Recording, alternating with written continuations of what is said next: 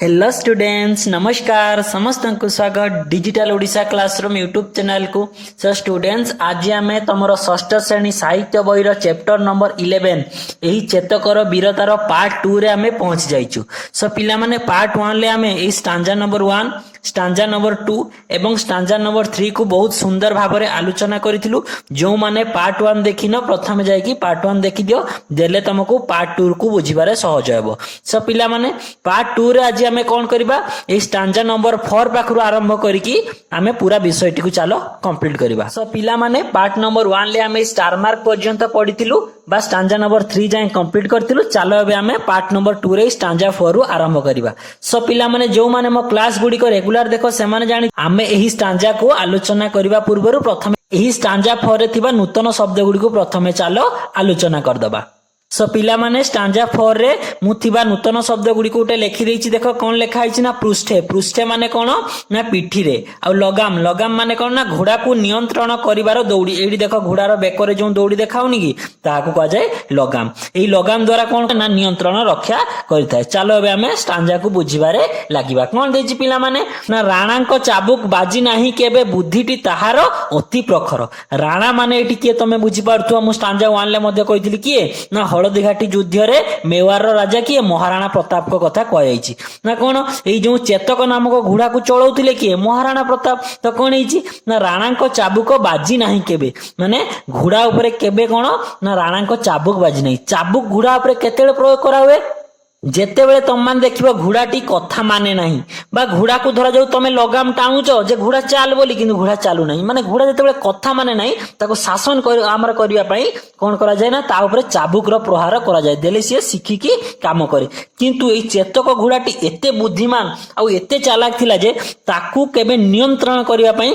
ए महाराणा प्रताप को कोन हिची ना चाबुक रो दरकार पड़ नहीं। से केवल कोन महाराणा प्रताप को इशारा रो बुझी जाय से कोन चाहुचंती सेही भलिया से काम करे। तेणु ताकू केबे नियंत्रण पाई चाबुक रो दरकार मध्ये पड़ नहीं जे एई कामटा को नै। धरो महाराणा प्रताप को आमर कहउचंती कोन सीधा चाल चाल नहीं, तेणु से चाबुक पहार द्वारा ताकू अलर्ट करा जाय। किंतु ए घोड़ा ऊपर चेतक नामक घोड़ा ऊपर से सब केबे महाराणा प्रताप अप्लाई करी नाहांती।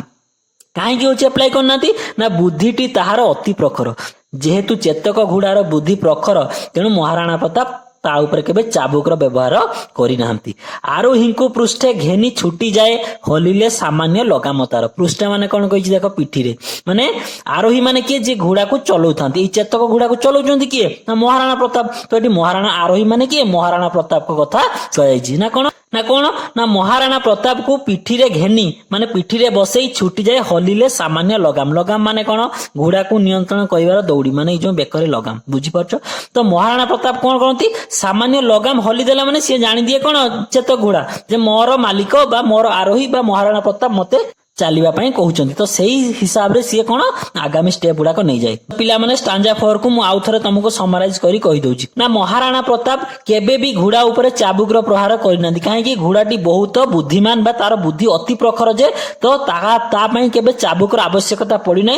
सब दिन सी कोन महाराजा को इशारा रे सी सब काम करि दिए। एवं कोन महाराणा प्रताप को तांकर आरोही माने महाराणा प्रताप को कथा कह जायची तांकु पिठी रे बसई तांकर कोन लगाम सामान्य टिके हलिले माने घोड़ाटी बुझी जाई से हिसाब रे सब काम करि थाए। सो पिला माने वर्तमान एबे हमें 5 नंबर स्टांजा पाखरे पहुंच गलु। सो हमें एबे कोन करबा ना एथिरे थिबा समस्त नूतन शब्द गुडी को चालो आलोचना करबा। पिला माने स्टांजा 5 रे थिबा नूतन शब्द गुडी को मोटे लिस्ट कर देछि। चालो देखिबा कोन हिची ना बर्छा। बर्छा माने कोन लंबा और तीक्ष्ण मुंड थिबा एक युद्धास्त्र जोडा देखो महाराणा प्रताप धरिचन सेटा कोन बर्छा। तापरे ढाळ। ढाळ माने कोन अस्त्र रु रक्षा कवच। देखिबो एटा गुडी देखो लेफ्ट हैंड रे से धरिचंती बा बाम हाथ रे धरिचंती। देखिबो जतले खंडा युद्ध का हमर होउतबो गुटे हाथ रे खंडा धरथिबे आउटे हाथ रे थाली सेफ रो गुटे धरथिबे माने कोन निज ऊपर खंडा प्रहार न कोन न बसिबा पई सेटा देखांती ताको ढाळ को जाय। तार चित्र मध्ये एठी अछि देखिदियो समस्ते। तापरे कोन साणित। साणित माने कोन तीक्ष्ण बा धारुआ। तापरे कोन अछि ना कृपाण। कृपाण माने कोन खड्ग बा खंडा। अदम्य। अदम्य माने कोन ना अत्यंत प्रबल। कुशलता। कुशलता माने कोन ना दक्षता। आ रण प्रांगण माने कोन युद्ध क्षेत्र। बुझि पला रण माने युद्ध, प्रांगण माने क्षेत्र बा पडिया। तो रण प्रांगण माने कोन युद्ध क्षेत्र। बुझियला समस्ते। चालो एबे हमें स्टांजा को बुझिबा। कोन देछि ना शत्रु वर्षा ढाल शाणित कृपाण देखि डरी नाही केबे पराणे। ନା ଶତ୍ରୁର ଯୋଉ ବର୍ଛା ଯୋଉ ଢାଲ ଆଉ ଯୋଉ ଧାରୁଆ ଖଣ୍ଡା ଶାଣିତ କୃପାଣ ମାନେ କଣ ଧାରୁଆ ଖଣ୍ଡା ବର୍ଛା ଢାଲ ଏଇ ସବୁ ଦେଖିକି ଚେତକ ଘୋଡା କେବେ ବି ତା ଜୀବନରେ କେବେ ସେ ଡରେନି। ଅନ୍ୟ ଘୋଡା ବା ପଶୁ ଧରା ଯାଉ ଗୋଟେ ଘୋଡା ଆସେ ତମେ ତାକୁ ସାମାନ୍ୟ ବାଡି ଦେଖିକି କଣ ଡରେଇଲେ ବି ଘୋଡା ଡରିକି ପଳେଇବ, କିନ୍ତୁ ଏ ଘୋଡା ଏତେ ସାହସୀ, ଚେତକ ଘୋଡା ଏତେ ସାହସୀ ଯେ ସେ ବର୍ଛା ଢାଳ ଧାରୁଆ ଖଣ୍ଡା ଦେଖିଲେ ମଧ୍ୟ ଡରେ ନାହିଁ। ଅଦମ୍ୟ ଗତିରେ ଭରା କୁଶଳତା ନିର୍ଭୀକେ ଲଢେଇ ରଣ ପ୍ରାଙ୍ଗଣ। ଅଦମ୍ୟ ମାନେ କଣ ବୁଝିଛେ, ଅତ୍ୟନ୍ତ ପ୍ରବଳ ମାନେ ବହୁତ ଜୋର ଗତିରେ ପୁରା କଣ କୁଶଳତା ମାନେ ଦକ୍ଷତାର ସହିତ, ଖାଲି ଜୋର ଦୌଡେନି ଦକ୍ଷତାର ସହିତ କୋଉ ଦିଗକୁ ଯିବାକୁ ପଡିବ ସେଇ ହିସାବରେ ରଣ ପ୍ରାଙ୍ଗଣ ମାନେ କଣ ଯୁଦ୍ଧ କ୍ଷେତ୍ରରେ ନିର୍ଭୀକ, ପୁରା କାହାରିକୁ ଡରେ ନାହିଁ, ପୁରା ବହୁତ ସ୍ପିଡରେ ଯାଇକି ପୁରା ବୁଦ୍ଧିମାନର ସହିତ ସେ କଣ କରେ ଯୁଦ୍ଧ କ୍ଷେତ୍ରରେ ଲଢେଇ କରେ। ବୁଝିହେଲା? ମୁଁ ଷ୍ଟାଞ୍ଜା 5 ଟା ଆଉଥରେ ତମକୁ ସମରାଇଜ କରି କହିଦଉଛି ପିଲାମାନେ। ଏହି ଯୋଉ ଚେତକ ନାମକ ଘୋଡାଟି ସିଏ କଣ ହେଇଛି ନା ବର୍ଛା ଢାଳ ଧାରୁଆ ଖଣ୍ଡା ଶାଣିତ କୃପାଣ ମାନେ କଣ ଧାରୁଆ ଖଣ୍ଡା ଏଇ ସବୁକୁ ମଧ୍ୟ ଦେଖିଲେ ସିଏ ଟୋଟାଲି ଡରେ ନାହିଁ ଏବଂ ବହୁତ ଜୋର ଗତିରେ ନିଜର କୁଶଳତା ବା ଦକ୍ଷତା ହିସାବରେ ଯୁଦ୍ଧ କ୍ଷେତ୍ର ମଧ୍ୟରେ ନିର୍ଭୀକତାର ସହିତ କଣ ବିନା ଭୟରେ ବହୁତ ସୁନ୍ଦର ଭାବରେ ସେ ଲଢେଇ କରିଥାଏ। ତ ପିଲାମାନେ ଏବେ ଆମେ ଷ୍ଟାଞ୍ଜା 6 ପାଖରେ ପହଞ୍ଚି ଗଲୁ। ଚାଲ ଏବେ ଆମେ ଷ୍ଟାଞ୍ଜା 6 ରେ ଥିବା ନୂତନ ଶବ୍ଦ ଗୁଡିକୁ ଆଲୋଚନା କରିବା। 6 ରେ ଥିବା ନୂତନ ଶବ୍ଦ ଗୁଡିକ କଣ କଣ ନା ଅଗମ୍ୟ, ଅଗମ୍ୟ ମାନେ କଣ ଯିବାକୁ କଷ୍ଟକର, ସୁଗମ୍ୟ ମାନେ କଣ ଯିବା ସହଜ, ବନ୍ଧୁର ମାନେ କଣ ଉଚ୍ଚ ନିଚ ଅସମତଳ ବା ଆବଡା ଖାବଡା, ମସୃଣ ମାନେ କଣ ଚିକଣ ବା ସମତଳ ବା ପୁରା ପ୍ଲେନ। ବୁଝିହେଲା? ଅଚିର ମାନେ କଣ ଶୀଘ୍ର ବା ତୁରନ୍ତ। ଚାଲ ଏବେ ଆମେ ଷ୍ଟାଞ୍ଜାକୁ ବୁଝିବା। କଣ ହେଇଛି ନା କେବେ ଏଠି ଅଛି କେବେ ସେଠି ଅଛି, କେବେ ଏଠି ନାହିଁ ନାହିଁ ସେଠାରେ, ମାନେ ଘୋଡାଟି ଚେତକ ଘୋଡାଟି ଏତେ ଜୋରରେ ଏତେ ସ୍ପିଡରେ ସେ ଯାଏ ଯେ କେବେ ଜଣା ପଡେ କଣ ଏଇଠି ଅଛି, ପୁଣି ଆଖି ପିଛୁଳାକି ସିଏ ନାହିଁ ଆଉ ଥରେ ନାହିଁ ସେଠି ପହଞ୍ଚିଲାଣି, ପୁଣି କେବେ ଆମର କଣ ଜଣା ପଡେ ଯେ ଏବେ ତ ଏଠି କେହି ନାହିଁ, ସାଙ୍ଗେ ସାଙ୍ଗେ ନାହିଁ ଆଖି ପିଛୁଳାକି ସିଏ ଆସିକି ଏଠି ପହଞ୍ଚିଗଲାଣି। ମାନେ କଣ ନା ଯୁଦ୍ଧ କରିବାରେ ଚେତକ ଘୋଡାଟି ପୁରା ପାରଙ୍ଗମ।